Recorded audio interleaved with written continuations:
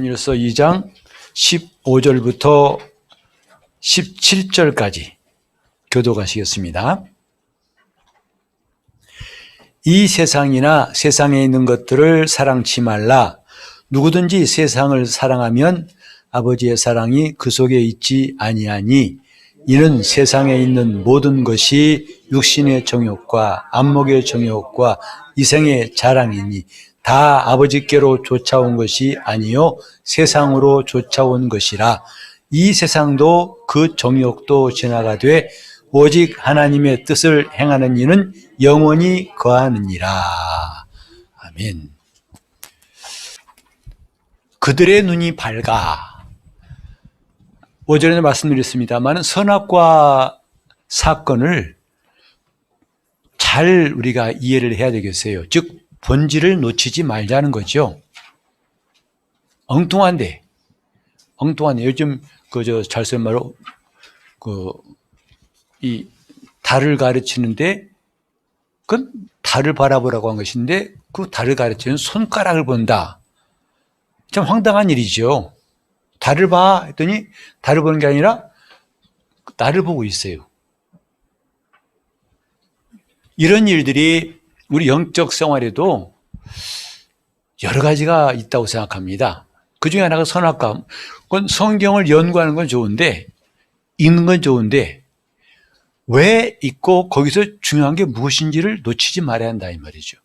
요한복음 5장 39절에도 주님 말씀하셨잖아요. 너희가 성경에서 영생을 얻은 줄 알고 성경을 상고하거니와 이 성경은 곧 내게 대하여 증거하는 것이다. 그러나 너희가 영생 얻기 위해서 내게로 오지 않는다 했어요. 성경 주신 목적은 영생을 얻으려고 얻게 알려주신 것인데 성경은 읽지만 결국은 성경이 말씀하신 예수 앞에는 오지 않습니다. 예배는 드리지만 하나님을 경배하지는 않아요. 기도는 하지만 하나님과 가까워지질 않아요. 찬양은 하지만 자기 만족, 자기 즐거움 이것에 빠져 있다면 이건 뭔가 본질을 잃어버린 거 아니겠어요? 신앙생활을 해요. 근데 주님과 관계가 없어요. 주님 당시도 바리새인들이 그랬거든요. 그들은 기가 막힌 종교생활을 했어요. 그러나 뭐죠? 하나님과 분리되었다 이 말이죠. 그걸 몰랐어요. 자기 혼자, 자기 스스로 그리고 하나님과 가까워지려고 노력했어요. 우린 잘 보세요. 주님과 가까워진다는 말도 조금 잘 이해하시면 좋겠어요. 주님과 분리된 상태에서 가까워지는 것이 아니라 그리스도 안에 있어서 그 안에서 점점 더 주님께 나를 복종시키는 게 중요한 거예요. 주님은 저기 계세요. 근데 주님 가까워지고 싶어요. 여러분 이건 잘못된 거예요. 그리스도 밖에 있으면은 어떤 경건함도 어떤 노력도 헛수고를 하는 걸 꼭 기억하시면 좋겠어요. 그래서 제일 중요한 것은 그리스도 안에 들어가는 거죠. 왜 오늘 말씀을 들어도 은혜가 안 될까요? 그리스도 안에 있지 않기 때문에 그래요. 그리스도 안에 있으면 말씀이 깨달아져요. 근데 우리는 그 안에서 깨달으는 것보다 뭐죠? 내가 알으려고, 내가 깨달으려고 해요. 그 차이점은 큰 거예요. 수십 년 믿어도 왜 똑같으냐? 그래서 그런 거예요. 왜 설교자 사람들이 많이 쓰는 비유가 있잖아요. 비가 억수처럼 와도 그릇을 엎어놓으면 그 그릇에 물이 담긴다 안 담긴다? 그런 거 똑같은 거죠. 쏟아지는 은혜가 있을지라도 그릇을 엎어놓으면 물이 조금도 안 담겨요. 바로 놔야 그 물이 담기죠. 그와 똑같아요. 그리스도 안에 있지 않으면 아무리 말씀을 들어도 소용이 없어요. 귀는 즐거워요. 많이 아는 것 같아요. 괜찮아요. 근데 아직도 그리스도와는 분리되어 있는 사람이에요. 그래서 앞으로 제가 또 주일날 좀 말씀드리겠습니다만 그래서 주님은 내 안에 거하라 하신 말씀이 요한복음에 계속 많이 나와요. 내 안에 거하라. 내 안에 거하라. 이것부터 시작하라는 거예요. 근데 사람들은 주님 안에 거하는 것, 그리스도 안에 있는 것은 둘째 문제예요. 일단 나 예수 믿었어. 나 전도해야 돼. 눈에 불 밝히고 합니다. 근데 얼마 없지 않다 다 푹 쓰러져요. 하다가 요즘 왜 안 해? 네. 힘 빠졌어요. 그죠? 그렇게 열심히 봉사하는 사람이 이제 봉사 안 해요. 빈둥빈둥 남만 시키고 안 해요. 왜요? 그리스도 밖에서 자기가 한순간 그냥 자극이 완전 울컥한 겁니다. 불끈하신데 힘이 쏙 빠져버린 거예요. 오늘 우리는 그 많은 사람들의 시행착오를 보고서 깨닫는 것이 있어야 한다 이거죠. 왜 그랬을까? 그리스도 안에 있지 않고 내 안에 거하신 주의 말씀, 그 안에 거하는 것부터 시작해야 돼요. 여러분, 일주일이 세상 사람들이 일요일 그때 우리는 주일이 하잖아요. 주일부터 시작해요. 주님 안에 거하는 것부터 시작해야 월, 화, 수, 목, 금, 토를 제대로 살 수 있어요. 그런데 오늘날 그러죠. 목사님 피곤해요. 왜요? 아휴, 뭐 남들은 쉬는 일요일날 나는 아침부터 밤까지 교회 가가지고 지쳐서 와가지고요. 근데 사실 월요일날 하면 아주 너무 몸이 힘들어 죽겠어요. 아유, 참 고행하시는군요. 애쓰시는군요. 그야말로 수고가 많습니다. 우린 보세요. 주님이 말씀하신 대로 한다면 우린 주일에 힘을 얻고 가야 돼요. 6일 동안 막 다른 박질해도 지치지 않을 만큼 힘을 얻고 가야 할 텐데 왜 오늘 많은 그리스도인들은 주일날 지겨울까? 지쳤을까? 그리고 나니 불평합니다. 아유, 난 쉴 틈도 없다고. 뭔가 지금 하나님이 말씀하신 그 이치를 잘못 깨닫고 있어요. 제대로 하고 있지 않다 이 말이죠. 창세기에서 나온 선악과 사건은 뭐냐면 왜 먹지 말라 하셨을까? 먹으면 넌 나와 끊긴다는 거예요. 분리된다는 거예요. 그것을 하나님 경고하신 거거든요. 하나님 뭐가 아담이 너무 많이 알면 하나님이 손해보실까 봐 막으신 게 아니고 그 선악과를 먹지 말라는 말씀과 요한복음 15장에 나는 포도나무요 너희는 가지인데 가지가 나무를 떠나면 절로 말라진다. 그 참 함께 연결해 봤으면 좋겠어요. 선악과를 먹으면 뭐예요? 가지가 나무를 떠나는 거예요. 그러면 절로 말라지나니 너희가 나를 떠나서는 아무것도 할 수 없습니다. 정말 우리는 내가 주님을 떠나서는 아무것도 할 수 없다는 것이 말로만이 아니라 실제로 느껴져야 됩니다. 아, 안 되는구나. 아무것도 할 수 없구나. 돈도 벌었는데, 이만큼 나 잘했는데, 뭘 아무것도 할 수 없다는 거야? 응? 이만큼 했잖아. 아직은 그 사람은 이 말씀의 뜻을 모르는 거예요. 그건 마치 그런 거잖아요. 누가복음 12장에 어떤 부자가 농사가 잘 됐어요. 대풍년을 맞이했습니다. 몽땅 다 걷어들이니까 창고가 모자라. 그래서 창고를 더 크게 짓고 가득 채워놓고 하는 말이 뭐죠? 내 영혼아, 봤지? 여러 해 동안 쓸 물건을 차곡차곡 쌓아놨어. 봤지? 즐겁지? 먹고 마시고 즐거워하자. 자기는 성공했어요. 풍족했어요. 그러나 뭐죠? 하나님 말씀하시기를 어리석은 자여 오늘 밤 내가 내 영혼을 도로 찾으리니 그러면 내가 준비한 것이 네가 되겠느냐. 나를 떠나선 너희가 아무것도 할 수 없다는 말씀이 전기가 오르듯이 실감나야 돼요.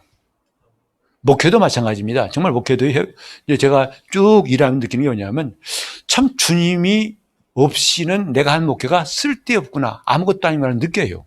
실감이 나요. 나름대로 열심히 하고 정말 누구 못지않게 발에 불나도록 뛰어다녔고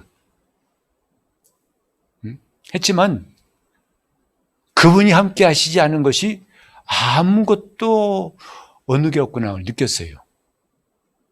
사람 붙잡으려고 쫓아다니고 아무 소용없어요. 아무 소용없습니다.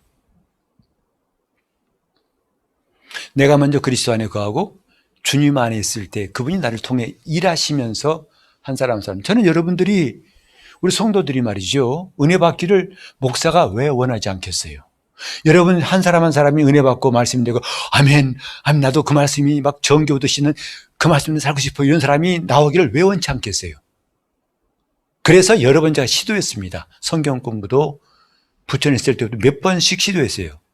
하다가 사그러들고 하나 둘씩 떠나고. 그래도 아니야, 난 부지런히 가르쳐야 돼. 이전에 내가 배웠던 습관이에요. 부지런히 가르쳐라. 열심히 가르쳐라. 그냥 부쩍 끌어다 가르쳐라.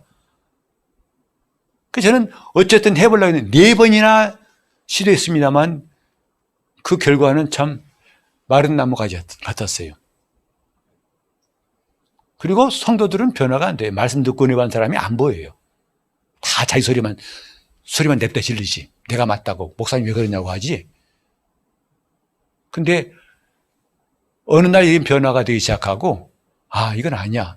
나 주님 없이는 아무것도 할 수 없어. 나는 아무것도 할 수 없어. 하고 제 속에서부터 이런 변화가 시작된 거예요. 변화가 시작된 거예요. 그리고 이제는 그분이 나를 통해 일하시도록 기도하고 그렇게 일하기 시작하니까 하나 둘씩 앉아요. 주일 오후에 이렇게 앉는 것, 이거 좀 오래전에는 안 그랬습니다. 저는 그게 앉으라고 오라고 해도 안 오더라고요. 광고 여러 번 했어요. 안 와요. 근데 어느 날부터 이제 하나 둘씩 목사님 말씀이 들려와요. 이젠 제가 그 말씀 붙잡을래요. 의뢰받는 사람들이 하나 둘씩 늘어나기 시작해요. 차이가 뭐냐면 나를 떠나서 너희가 아무것도 할 수 없느니라. 아니요, 잘 되던데요. 조금만 기다려보세요. 그것이 바람 나는 겨와 같다는 것을 느낄 때가 올 테니까. 우리는 이렇게 선악과는 하나님과 분리된 것이다. 그분과 분리되는 게 얼마나 큰 문제인가를 창세기 3장은 말씀하고 있어요. 그래서 인간의 타락은 하나님과 분리되는 것이고, 분리되는 거예요. 그래서 스스로 사는 것이 타락이에요. 그런데 구원은 뭐냐 하면 하나님과 하나가 되는 거예요. 하나님과 하나가 되는 거예요. 그리고 그로 말미암아 사는 거죠. 그분으로 인해 사는 것이다 이 말이죠.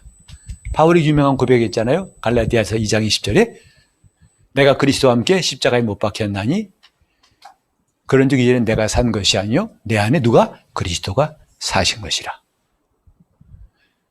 우리 삶 속에서 그 고백이 나올 때부터 비로소 영적 생활을 할 수 있어요. 교회에서 어떤 직분 맡았든지 얼마나 오랫동안 했든지 관계없어요.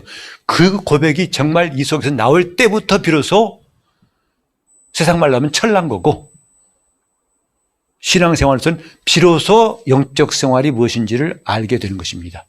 내가 그리스도와 함께 십자가에 못 박혔나니 그런즉 이제는 내가 산 것이 아니요 내 안에 그리스도께서 사신 것이다. 오전에 말씀드린 것처럼 내가 아니요 그리스도가, 시작, 내가 아니요. 그때부터 영적 생활이 가능해요. 그때부터 변화가 시작되는 거예요. 그 주체가 변화돼야 한다 이 말이죠. 아직도 내가 왕년에 말이야 내가 한가닥 했었고, 그럼 아직 멀었어요. 아직 물이 덜 빠졌어. 물이 더 빠져야 돼요. 그 하나님께서의 모세를 40년 동안 왕궁에 살았던, 호화롭게 살았던, 왕족으로 살았던 모세를 그때 국물을 다 빼시려고 미디안 광야로 쫓아내신 40년 동안 다 뗏물을 빼신 거예요. 뗏물을 뺀 겁니다.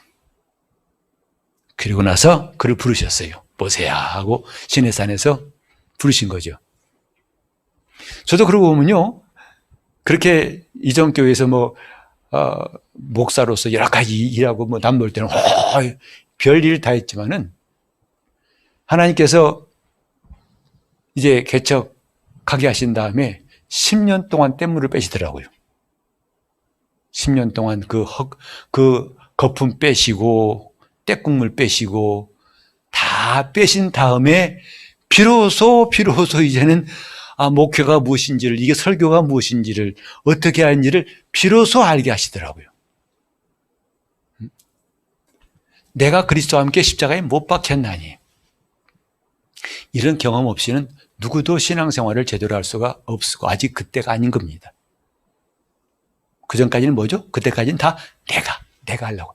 내가 열심히 기도하고, 내가 새벽 기도하고, 내가 금식하고, 내가 이만큼 교회에 많이 봉사 헌신하고 막 나오는 거죠. 아직 멀었어요. 그 떼국물이 빠져야 돼요. 그 빠진 소리가 뭐라고요? 갈라디아서 2장 20절. 내가 그리스도와 함께 십자가에 못 박혔나니. 여러분이 홀로 기도할 때, 주님, 내가 주님과 함께 십자가에 못 박혔습니다. 이제는 내가 산 것이 아니요 내 안에 주님이 사신 것입니다 라는 고백이 흘러나올 때, 그때부터 놀라운 일이 시작되는 겁니다. 그게 영적 생활의 시작이에요.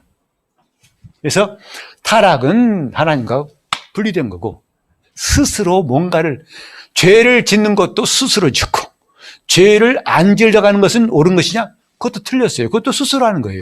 하여튼 스스로 하는 건 전부 다 틀렸다는 것만 아시면 돼요.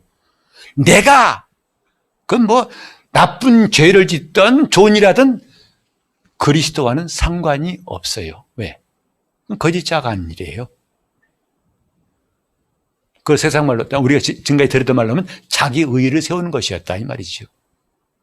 그러나 이제 나를 통해서 그분이 일하실 때 비로소 우리는 그때부터 하나님의 의의를 드러내는 사람이 되는 거죠. 내 의의를 드러내는 게 아니라 하나님의 의의를. 그래서 정말 이 속에서 나와요. 주님께서 이렇게 하셨습니다. 주님 찬양합니다. 나온다 이 말이에요. 누가 하는 걸 배워서 따라서 하는 게 아니고 실제로 자기의 진실한 고백으로 주님께서 하셨습니다. 우리는 이런 것이 시작이 뭐냐면 선악과였었습니다. 하나님의 말씀을 불순종하고, 불순종한 결과는 하나님과 분리되었고, 하나님과 상관없이 이제는 자기 스스로 모든 것을 자기 스스로 해결해야 됩니다. 하나님 말씀하셨죠. 이제는 내가 밭을 하고 땅을 파가지고 이마에 땀이 흘려야 내가 열매를 먹을 것이다. 그 전에 에덴에서는 그런 일이 필요 없었어요. 왜? 하나님이 주신 것으로 살았으니까. 그러나 이제는 모든 걸 다 자기가 해야 돼요. 하다 보니까 뭐죠? 할수록 부족해요. 두려워요. 힘들어요. 어려워요. 안 돼요. 근데 여러분 보세요. 오늘 예수 믿고 나서도 여러분 많이 느끼잖아요. 외롭잖아요. 힘들잖아요. 두렵잖아요. 걱정하잖아요. 다 좀 옛사람의 행실이에요, 그게. 그때, 내 마음이 왜 이렇게 오늘따라 심란하지? 아니요! 그때는 바로 내가 그리스도 밖에 있는 줄 알고 얼른 주께로 들어와야 됩니다. 그리스도 안에 들어오면 평안이 있어요. 환경은 바뀐 게 없는데 평안이 있어요. 문제는 여전히 있는데 문제가 없다는 게 아니에요. 그리스도인들에게 문제가 안 생기다? 아니요, 있어요. 근데 전 같으면 문제를 대응하는 방식이 걱정하고 불안하고 두렵고 왔다 갔다 했어요. 하지만 이제는 그리스도 안에 있을 때는 그 문제는 그대로 있으되 그 문제를 대하는 자세가 달라져요. 뭐죠? 걱정하고 그러지만 나를 포기하고, 그건 내 감정이니까 나는 얼른 그리스도 안에 들어와서 주님이 통치하시고 주님이 일하시는 그 일을 사모하더라 이 말이죠. 그럼 그때 주님이 일하시는 거죠. 오전에 말씀드렸지만 말씀을 지키려고 하지 마세요. 십계명 지키려고 하지 마세요. 안 지켜집니다. 그럼 뭐예요? 놀을까요? 팽팽 놀까요? 아니, 내가 그리스도 안에 그분이 이루시도록 하라는 거죠. 여러분, 거룩함이라는 것도 잘 들으세요. 거룩함도 자기가 노력해 이뤘다면 건 거짓말입니다. 그건 거짓 거룩이에요. 진정한 거룩은 뭐냐면 그분이 내 안에 거하셔서 자기를 드러내실 때 거룩해지는 거예요. 예수님을 드러내실 때, 예수님이 자기를 드러내실 때 그게 거룩이에요. 근데 우리는 지금 있다 보냐면 내가 거룩하려고 해서 바리새인처럼 내가 안 먹고 내가 안 하고 내가 뭐 하고, 그건 거룩이 아니에요. 거룩한 채 하는 거지. 괜히 어깨 힘들어지면 힘 빼라고요. 거룩. 힘 빼라고요. 아무것도 아니야. 당신 아무것도 아니야. 금방 드러나. 속 금방 드러나. 지금 화장한 것 뿐이에요. 진정한 나의 발견은 예수 그리스도 안에 있을 때 발견할 수 있습니다. 그때 비로소 참 나를 발견할 수 있어요. 그 참 자아는 누구냐? 그리스도 안에 있는 나를 말하는 것이고, 거짓 자아는 뭐냐? 그리스도 밖에서 자기 스스로 고군분투하고 자기 스스로 믿으려고 하고 자기 스스로 애쓰고 자기 스스로 아주 의를 행하려고 하고 애쓰고 죄를 미워하고 거짓 자아예요. 그 자아가 뭐냐면 좀 전에는 죄를 짓던 그 자아가 이제는 또 죄 안 짓는다고 또 열심히 애쓰네. 참 우스운 거죠. 이제는 절에 나갔던 사람이 이제 기독교인 된 것 같이 종교만 바꾼 것이지 그 사람은 그 사람이라고. 그래서 우리는 하나님이 나를 자녀 삼으신 것이 감사하고 내가 새 사람 된 것이 정말 감사하다는 것을 선포해야 됩니다. 여러분, 누가 나한테 좋은 걸 줬어요. 좋은 선물 줬어요. 그때 그러면 고맙다고 말해야 돼요? 입 싹 닦아야 돼요? 그런 사람한테는 주지도 마라, 앞으로는. 아주 보지도 마라. 그 사람은 나무 젓가락을 주지도 말아요. 줬는데도 그 사람은 티슈 주세요. 티슈 잘 닦으라고. 아니, 우리 하나님 앞에서 똑같아요. 놀라운 은혜 주셨는데 말하질 않아요. 내가 너로 내 자녀를 삼으려고 십자가에 피 흘려 죽었다가 사흘 만에 부활했다. 그래요? 그러면 참 이 사람은 주님을 무한케 한 사람 아니에요? 근데 그걸 비로소 깨닫고 하나님 감사합니다. 내가 누가 말해도 난 하나님 자녀가 되었습니다. 아멘 감사합니다 할 때 하나님이 얼마나 기뻐하시겠냐고. 근데 이래도 말 안 할 테요? 아침에 아침에 일어나서 말이요. 아침에 일어나서도 아유 피곤해. 아이 하나님 감사합니다. 억지로. 그럼 주님 얼마나 무한해 하시겠어요. 내가 너를 새 사람 되게 하려고 더 이상 옛사람 같이 살지 않고 새 사람 되게 하려고 너를 왜 이렇게 무수한 극에 대한 고초를 당했는데 드디어 네가 나를 알아주는구나. 얼마나 기쁘시겠어요. 그러니 선포합시다. 그래요. 그럼 우리 기억 나온 김에 예수님 찬양합시다. 그러면 아주 얼마나 주님을 찬양합시다. 기뻐하고 선포하세요. 내가 자녀된 걸 감사하고 또 하나님의 사람은 새 사람들을 감사하면서 예수님 찬양합시다. 예수님 찬양, 예수님 찬양, 예수님 찬양, 예수님 찬양합시다. 아멘. 예수님 찬양, 예수님 찬양, 예수님 찬양합시다. 아멘. 할렐루야, 할렐루야. 예수님 찬양합시다. 할렐루야, 할렐루야. 예수님 찬양합시다. 예수님 권세, 예수님 권세, 예수님 권세, 예수님 권세, 내 권세. 아멘. 예수님 권세, 예수님 권세, 예수님 권세, 내 권세. 할렐루야, 할렐루야. 예수님 권세, 내 권세. 할렐루야, 할렐루야. 예수님 권세. 예수 이름을 부르는 자는 예수 이름을 부르는 자는 구원을 얻으리로다. 아멘. 예수 이름을 부르는 자는 구원을 얻으리로다. 할렐루야, 할렐루야. 예수 이름을 부르세.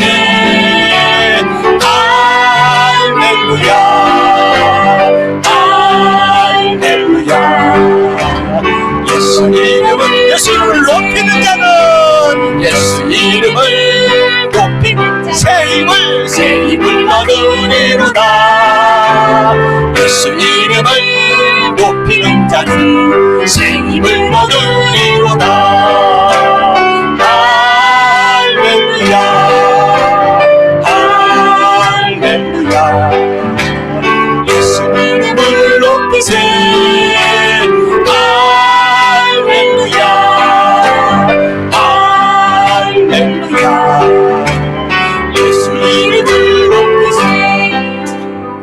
찬양할 때 내가 기쁘게 하는 것이 나를 기쁘게 한 게 아니라 나도 물론 기쁘죠. 근데 주님이 기뻐하시는 것을 우리가 느끼면서 그것을 함께 누리려고 하는 것이 중요하다 이 말이죠. 오늘 우리 입에서 그렇게 찬양한다면 주님 얼마나 기뻐하시겠어요. 드디어 여러분 보세요. 아이들이 철나서 드디어 부모의 마음 알아줄 때 기뻐요 안 기뻐요? 와 컸구나 그러잖아요. 마찬가지예요. 그렇게 하나님의 자녀가 되게 하셨다고 성경에 말씀했건만 드디어 이제야 하나님 감사합니다. 내가 하나님의 자녀입니다. 누가 말해도 하나님 자녀입니다. 주님 누가 말해도 누더기를 입고 있어도 하나님 자녀고 얻어 터져도 하나님 자녀고 하나님 자녀입니다. 그렇게 그 자녀의 신분을 기뻐하고 감사할 때 하나님 얼마나 기뻐하시겠냐고요. 그 사람이 성도예요. 그 사람이 봉사할 수 있고요. 그 사람이 예수 안에 있는 사람이고 그 사람의 기도를 하나님 들으시는 거예요. 그가 비록 말이 좀 부족하고 앞뒤가 안 맞고 막 뒤죽박죽일 때 관계없어요. 여러분 자녀가 다 아나운서처럼 안녕하십니까 해야 그래야 그러면 좀 이상할 것 같아. 때로는 더더더하고 좀 말이 앞뒤가 안 맞고 하더라도 그러지. 본질이 뭔데? 본질이 중요한 거예요. 하나님 자녀된 게 중요한 겁니다. 하나님과 분리되었을 때 드디어 그들은 눈이 밝았더라. 그들의 눈이 밝아져. 즉 선악과를 먹고 난 다음에 드디어 그들의 눈이 밝아 자기 몸에 벗은 줄 알고 침하였더라.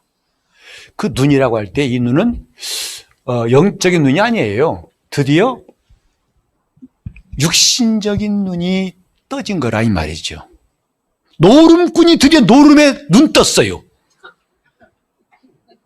그때부터 난리 난 거죠. 그죠? 남편이 여자의 눈 떴어. 그 집 보통 일이 안 생긴 거죠. 그렇게 눈이 밝았다는 뜻이에요. 영적인 아담이 드디어 육신적인 사람이 되었다는 뜻입니다. 그러니까 그전에는 벌거벗었으나 부끄러워 않더라고 창세기 2장 끝절에 말씀했지만 창세기 3장 6절 이하에 보면 벗은 줄 알고 부끄러워 침하였더라 했어요. 이게 무슨 뜻이냐면요. 드디어 이들은 세상하고 세상에 있는 것, 곧 세상에 있는 것, 세상 신에게 영향을 받게 됐다 이 말이에요.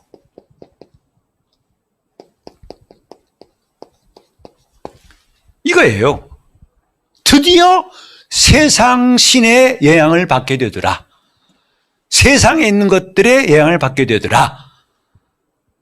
그래서 거기에 대해서 세상에 있는 것들의 욕심을 갖게 되고 육신의 정욕이에요. 보는 것에 대해서 정욕을 갖게 돼요. 갖고 싶다. 먹고 싶다. 가고 싶다. 눈이 밝아진 거예요.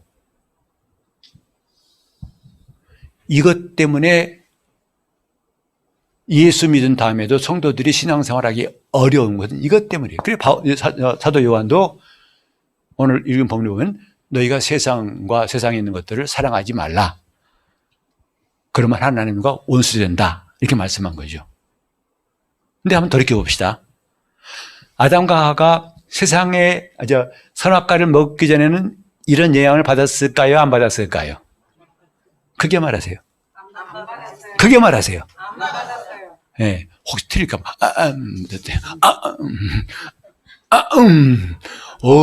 호랑인가 보다 한 거니까. 아담과 하와가 선악과를 먹기 전에는 이런 영향을 받았다 안 받았다? 결코 받지 않았어요. 근데 타락한 다음부터 이제 이런 영향을 받게 되더라 이 말이죠. 그리고 예수 믿는 너희들이여 너희가 예수 믿는다 하지만 세상에 있는 것들을 사랑하면 하나님과 원수가 된다. 이러고 보면요. 하나님께서 우리를 예수로 말미암아 구원하시고 다시 하나님의 형상을 회복하게 하시고 새로운 창조물 되게 하신 게 너무나 귀한 일인데 단 이 약점은 남아 있는 거예요. 즉 세상의 영향을 받는 약점은 우리가 완전히 해결하지 못했다는 거죠. 그런 점에서는 아담과 하와가 부러워요. 왜? 그들은 이런 영향을 안 받았으니까. 이게 다 벌거벗어서도 안 부끄러웠다 이 말이에요. 하나 이때부터는 육신의 정욕, 안목의 정욕, 이생의 자랑. 교회 생활하면서도 이 세상의 자랑이 부러운 사람들은 교회 와서도 직분을 감투처럼 취급합니다.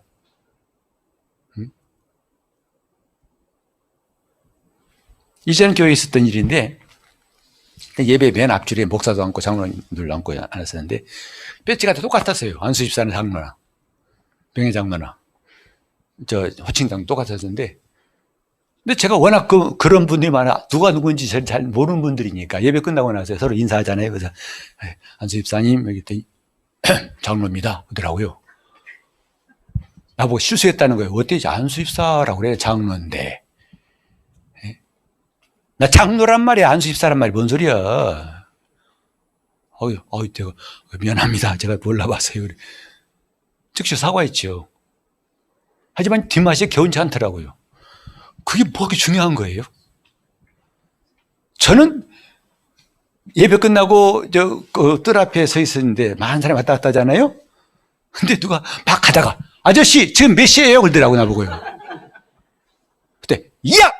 뭔 소리 버리장머리 없이 목사님이야. 안 했어요. 그냥 몇 시 몇 분이라 말해요. 고맙습니다 가더라고요.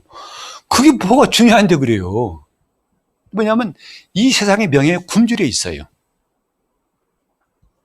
아주 영적으로 병들어 있는 거예요. 어떤 사람은 헌금봉투 읽어줄 때 자기는 집사인데 안수 집사인데 집사로 읽었다는 거예요. 그래가지고 기분 나쁘다는 거죠. 마치 계급 떨어진 것 같아가지고. 원래 성경의 집사는 안수 집사예요.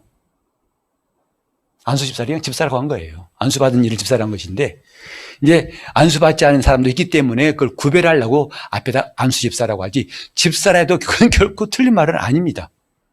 근데 그게 섭섭한 거죠. 목사님 안수 집사예요. 그런데 헌금 기도할 때 집사라고 부르셨어요. 심정은 이해하지만 좀 마음이 씁쓸해요. 저렇게 해서는 영적 생활하기 참 어렵겠구나. 왜? 이생의 자랑을 붙잡고 있는 한 주님을 사랑하고 세상을 동시에 사랑할 수 없어요. 자, 눈이 밝아서 이게 지금 더 큰 문제예요. 이 눈이 밝은 거예요. 여러분 돈에 눈이 밝아지면 어떻게 되죠? 형제간도 안 보여요. 부모? 뭔 소리요? 법정에 가 싸웁니다. 변호사 비싼 돈 줘가지고 막 치고받고 싸웁니다. 내 몫이 더 오게 하려고. 오늘 이렇게 정말 밝아야 할 것은 영적인 눈이 밝아야 할 터인데 성경 보면 까막 눈이에요. 성경 보면 몰라요. 도대체 모르는 말씀밖에 없고 물론 성경에 어려운 말이 있는 거 당연히 이해합니다. 근데 또한 동시에 이해할 게 뭐냐면 우리 주님께서 우리를 감동하시면요 그것은 전혀 문제가 안 되고 그 말씀이 깨달아지는 것도 사실이에요. 그런 거 있지 않습니까? 근데 자꾸 말씀이 어렵다는 핑계 대고 성경을 멀리해요. 아니요. 제대로 우리가 그리스도 안에 있으면요. 그렇게 알쏭달쏭하고 몰랐던 말씀이 어느 순간에 불이 번쩍 들어서 깨달아진다고요. 이 신기한 일. 그리스도 안에 있으면 참 놀라운 일이 생긴다는 거죠. 그래서 눈이 밝아란 이것이 결국은 이때부터 인간에게는 끝없이 시험거리가 되고 유혹, 아까도 오전에 본 것처럼 유혹의 욕심을 쫓아 이제 그 옛사람으로 살았던 것을 우리가 벗어버리라 했죠. 이것이 시작이에요. 돌아가가지고 원래 아담과 하와는 눈이 밝기 전에는 뭐예요? 하나님의 영이 자기 안에 거하시고 생명이 이 안에 있고 그 영은 혼을 통해서 의식합니다. 하나님의 생명을 의식하고 하나님의 뜻을 깨닫습니다. 하나님 말씀을 붙잡고 갑니다. 그분 말씀대로 순종합니다. 그 하나님을 의식한 그래서 이렇게 살아야 돼, 이렇게 가야 돼 하고 그것을 그대로 누구한테 전달하죠? 여기에 전달하면 헷갈릴 테니까 우리가 지금까지 썼던 말대로 몸이라고 합시다. 몸이라 이 말이죠. 이것을 이제는 세상의 환경, 세상에 나타낸다 이 말이죠. 이게 정상적인 인간이었어요. 그러니 이 육신의 생각, 몸이 혼을 지배할 수 있는 것은 불가능한 거죠. 왜? 방향이 어느 쪽이에요? 이쪽이니까. 그렇죠.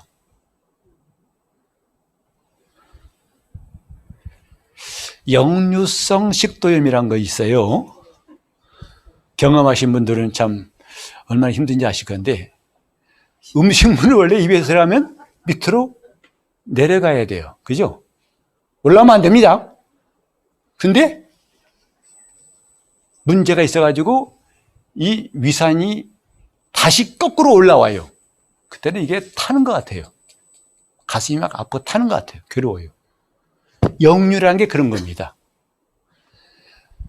아담과 하와가 범죄한 다음에 눈이 밝아서 어떤 일이 생겼냐? 역류된 거예요. 몸이 반응이. 몸의 생각, 몸의 감정이 이제는 이들을 좌우하고 움직여 있어요. 역류. 기억이 안 나걸랑 역류성 식도염을 기억하세요. 역류한다. 그죠? 이것이 지금 하나님을 떠나버린 인간의 형편이에요. 이미 영은 죽었어요. 하나님 영이 떠나셨기 때문에 기능을 못해요. 그러니까 혼은 붙잡을 것이 없으니까 뭘 붙잡는다? 몸을 붙잡네. 몸의 생각, 몸의 감정을 자기라고 여기서 붙잡고 있는데 그 몸이 뭐예요? 세상 것을 받아들여가지고 세상에 있는 생각과 지식과 감정과 경험을 자꾸 쏟아지니까 그것의 영향을 받더라 이 말이죠. 그것을 성경 에베소 1장 1절 이하에 보면은 너희 허물과 죄로 죽었던 너희를 하나님이 살리셨는데 그때 너희는 자기 마음과 육신에 원하는 대로 하여 세상 풍속을 쫓고 공중의 권세 잡은 자 세상 신을 따랐으니 역류한 현상이라고요. 예수를 믿더라도 아직 이게 남아있는 사람은 끝없이 고통당합니다. 그래서 역류한 순간에 두려움이 생기고 걱정이 생기고 근심이 생기고 염려가 생기고 예수 믿는 사람도 걱정할 수 있어. 여러분, 그건 솔직히 말해서 제대로 정확한 말이 아닙니다. 예수 믿는 사람은 곧 그리스도 예수 안에 있는 사람이죠. 그들은 밖에 아무리 더워도 여기는 시원해요. 여기도 더울 수 있어. 여기는 틀어놨는데요. 아니야, 틀어도 더울 수 있어. 그건 말이 안 맞는 거예요. 뭐가 기계가 망가졌든지 그 사람이 망가진 거지. 지금 눈이 밝아져 버린 세상, 타락한 다음부터 인류는 세상의 영향을 받습니다. 날씨에 영향받고, 그 날씨 따라 기분 좋고 안 좋은 사람이 있어요, 없어요? 예수 믿는 것도 마찬가지예요. 오늘 비가 와. 나 교회 안 갈 거야. 눈도 오네. 차 운전 안 해. 난 오늘 생략. 주님 이해하세요? 그러나 우리는 그런 것에 영향을 안 받는 사람이 더 좋다고 생각하지 않아요? 눈이 오건 비가 오건 춥건 덥건 무슨 상관이요? 날씨 같은 건 왔다 갔다 하는 것이고 내 신앙은 왔다 갔다 하면 안 되고 나는 오직 직진할 거야. 가자. 멋있잖아요. 그런 사람이. 그래 안 그래요? 그래 안 그래요? 멋있잖아요. 비와 안 가, 눈와 안 가, 더워 안 가, 바빠서 안 가. 그 사람 우리는 결코 멋있다고 하지 않습니다. 우리는 언제부턴가 타락 이후부터는 몸의 영향, 세상의 영향, 심지어는 세상 신의 영향을 받기 시작했다는 거죠.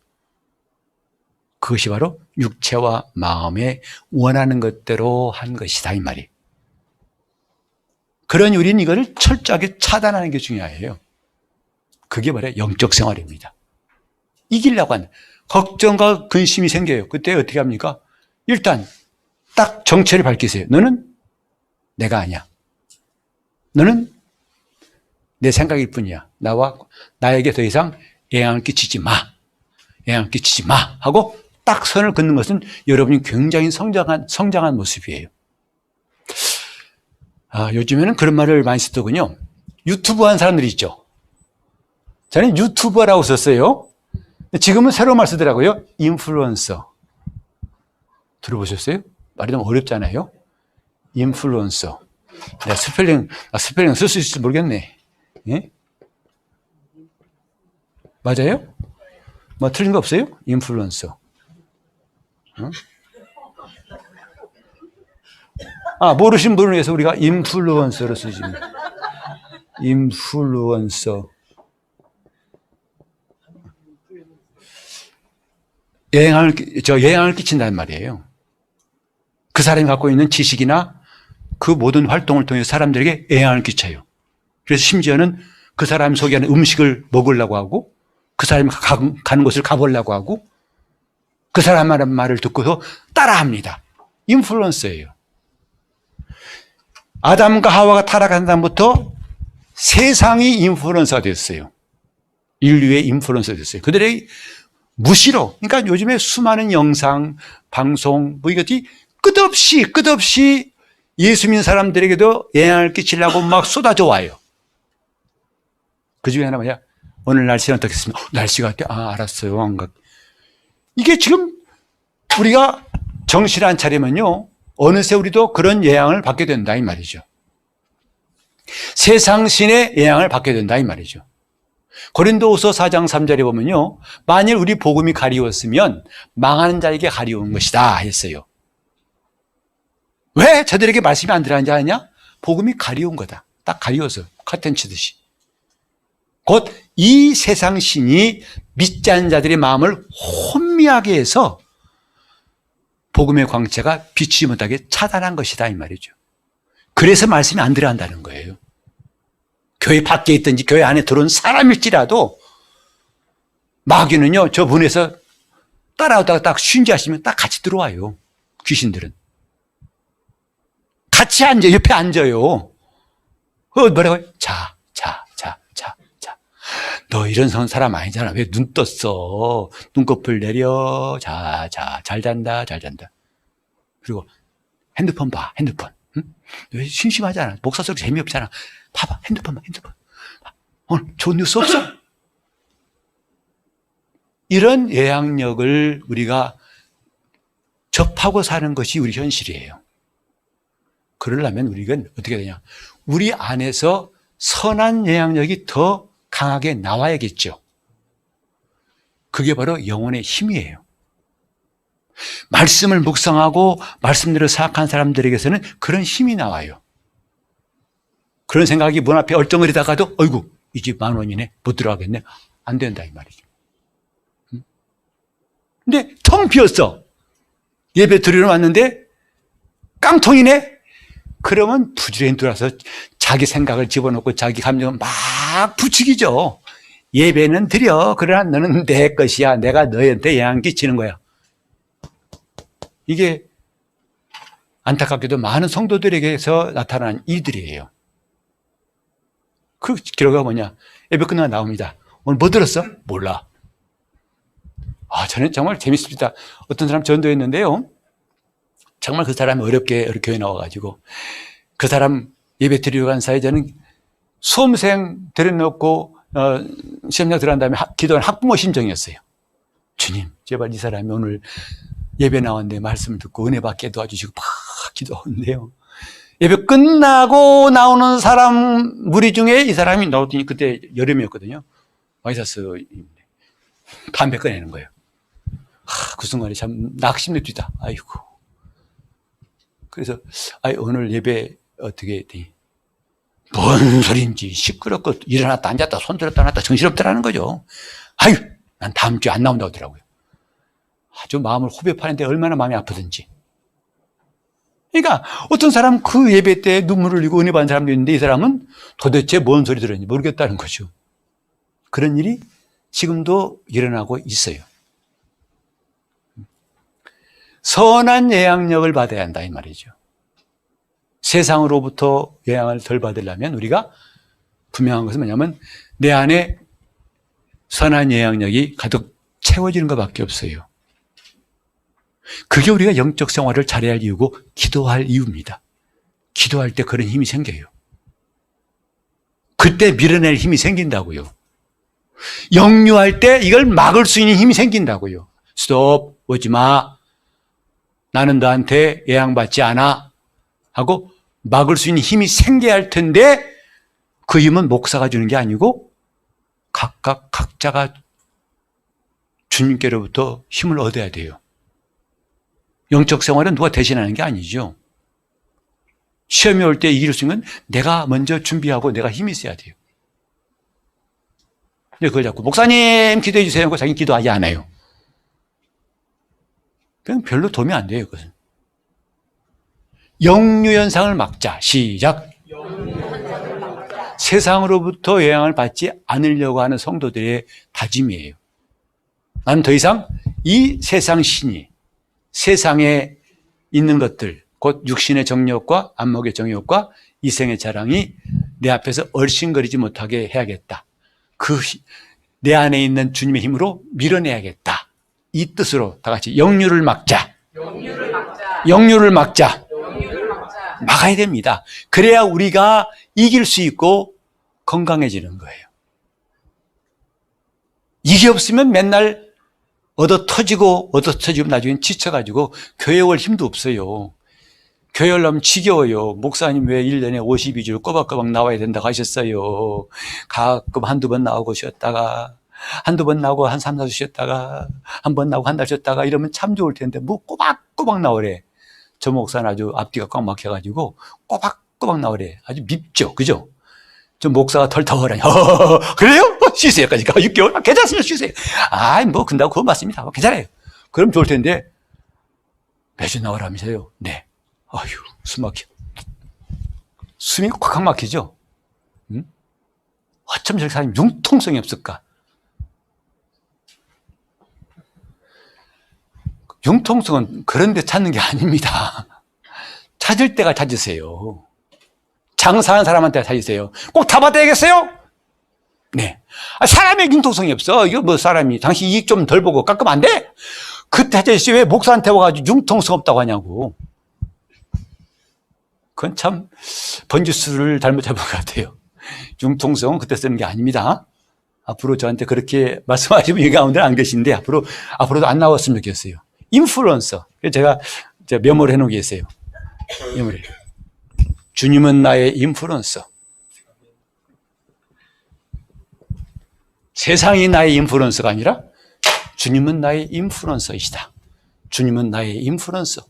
그런 영적 생활을 해야겠다 하고 다짐하는 거죠. 얼마나 세상에서 많은 생각들. 여러분 보세요. 지금 이렇게 거창해 말하니까 그런데요. 우린 수시로 내 주위의 사람들에게 영향을 받는다 안 받는다. 받는다 안 받는다. 직장에서도 받고 집에서도 받고 또 친구 만나면 영향 받아야 안 받아요. 아주 제가 그때 모처럼 고등학교 동창회 나갔더니 우리 720명이 졸업했거든요. 그래서 60명씩 했어요. 12반. 근데 그때 제가 4명 가운데 하나의 목사래요. 그러니까 아직 그 720명 가운데 목사된 사람이 4명인데 제가 그중 하나였대요. 근다고 목사님을 더라고요. 그래서 동창 녀석들이. 근데 드디어 이제 뭐 모임 시작하는데 온통 세상 이야기예요. 뭐 검사, 거기는 검사로 일했던 사람, 현직 검사가 있고 뭐 어디 교수가 있고 막 있는데 난 말낄 데가 없어요. 내가 한번 켜들고 싶어도 그런 틈이 없어요. 그런 모임 나가면 자꾸 그들의 예양받습니다. 우리는 원튼 원치 않든 자꾸 주위의 예양을 받게 되어 있어요. 그건 여러분 마음 약해서가 아니고 뭐예요? 누구나 다 그래요. 언제부터? 아담 타락한 이후부터. 세상의 예양, 주위 사람 예양을 받아요. 그래서 옆에 사람이 그냥 아휴 죽겠어. 이런 말 들으면 여러분이 전혀 끄떡 없는 사람도 있지만 그런 사람 드물고요. 대부분 뭐죠?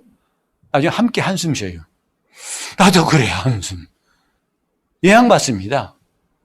근데 그때 우리는 부정적인 말하는 사람이 내 주위에 있으면 맨날 그 소리밖에 안 듣고요. 나도 어느새 부정적인 사람이 되어 갑니다.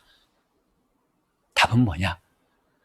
내가 이 속에서 하나님의 능력으로 선한 영향력을 뿜어내야 돼요. 그래야만 이런 세상 신의 영향을 받지 않습니다. 그러려면 주님과의 관계가 튼튼해야 됩니다. 내가 말하지도 않는데 그들이 벌써부터 이 사람한테는 그러더라고요. 어떤 녀석은 동창 녀석은 목사 어때? 장로도 술 마시네. 술 좀 마셔. 이런 사람도 있고 어떤 사람은 목사님이신데 하지 마. 우리나 먹자. 이런 사람도 있고.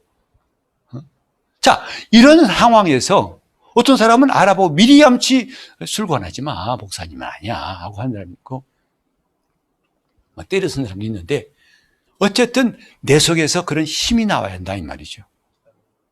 선한 영향력을 발휘할 수 있도록. 그것은 주님과의 교제가 그만큼 중요한 겁니다. 신앙생활을 그만큼 잘할 필요성이 있는 거예요. 따라합시다. 영적 생활은 일단 잘하고 볼 일이야. 두말하지 마세요. 일단 잘하고 보세요. 이런저런 핑계대지만 일단 잘하고 볼 일이 영적 생활이에요. 그 실천사항이 뭐냐? 부지런히 예배에 참석하는 거죠. 왜? 여러분 예배 때 오면 무슨 말 듣겠어요? 저한테 세상 말 듣겠냐고요? 중동 전쟁에 듣고 말 듣겠냐고요? 반도체 이야기 듣겠냐고요? 주식 뭐가 좋다고 말 듣겠냐? 저 몰라요 그런 거. 하나님 말씀을 듣게 되어 있다 이 말이죠. 무조건 나오세요. 여러분 수요예배도 금요기도도 좀 온라인으로 열어놨으니까 들어오세요. 우리 성도들은 멀리 계시면 많지만은 그래서 온라인으로 하고요. 저는 사실 코로나 끝나고 온라인을 안 하려고 했었어요. 그냥 오신 분들만 하려고 했었는데 그래도 참 사모하지만 못 오신 분들이 있겠다 싶어서 열어놨으니까 오십시오. 와서 함께 기도하고 은혜 받읍시다. 여러분 영혼에 힘이 생겨요. 그러면 더 이상 세상의 영향을 받지 않고 여기 써놓은 것처럼 주님은 나의 인플루언서, 주님은 나의 인플루언서라고 다짐하고 그분의 힘으로 살아갈 수가 있습니다. 바로 그것을 우리 요한 1서 5장 4절 5절에 말씀했어요. 주님은 나의 인플루언서라 말하는 사람들이 바로 이렇게 말할 수 있죠. 5장 4절 5절 시작. 대저 하나님께로서 난 자마다 세상을 이기느니라. 세상을 이김은 이것이니 우리의 믿음이니라. 예수께서 하나님의 아들이심을 믿는 자가 아니면 세상을 이기는 자가 누구뇨? 그렇죠. 그렇죠. 이 말씀을 이대로만 읽는 게 아니라 오늘 들은 말씀과 함께 연결해 보세요. 이렇게 이기는구나. 세상의 영향을 받지 않고 오히려 세상에 선한 영향을 끼치는 것, 그게 세상을 이기는 거예요. 그들에게 먹잇감이 되지 않고 세상이 우리의 먹잇감이 되는 것이 이기는 것이다 이 말이죠. 가나안 땅 정탐하러 갔던 10명의 사람들은 자기들이 먹이 될까 봐 두려웠지만 여호수아와 갈렙은 저들이 우리의 먹이다라고 한 거 아니겠습니까? 그게 이기는 거라고요. 그러려면 우리는 주님은 나의 인플루언서시다. 오직 주님만이 나에게 영향을 끼치신 분이다라고 하는 그 영적 생활이 세상을 이길 수가 있습니다. 우리 모두 기도할 때 주님, 내가 세상에 영향받지 않고 세상 신에 영향받지 않고 오직 주님께로만 선한 영향력을 받은 사람 되게 해달라고 합심해서 기도하겠습니다. 하나님 아버지, 아담 이후에 이젠 세상의 영향을 받고 세상 신의 영향받았던 육신에 속한 자들, 옛사람이 그리스도와 함께 장사되었사오니 이제부터 우리가 새 사람으로 살게 도와 주시옵소서. 세상이 나를 어찌할 수 있는 것이 없고 주님만이 나의 유일한 인플루언서가 되는 혼의 구원을 이루어가게 도와 주시옵시고, 우리 성도들 이제는 말로만 이기는 것이 아니라 구체적으로 나에게 두려움이 엄습하고 걱정, 근심이 몰려올 때, 갑자기 무기력하고 실망하고 낙심이 될 때, 그럴 수도 있지가 아니라 내가 지금 그리스도 밖에 와 있구나 깨닫고 즉시로 예수 안에 들어오게 도와주시고 주님과의 튼튼한 진실한 교제가 더 많아지게 도와 주시옵소서. 그러므로 세상이 도무지 삼킬 수 없고 오히려 세상이 우리의 먹이가 되는, 세상을 이기는 성도들 다 되게 하여 주시옵소서. 예수 이름으로 기도합니다. 아멘.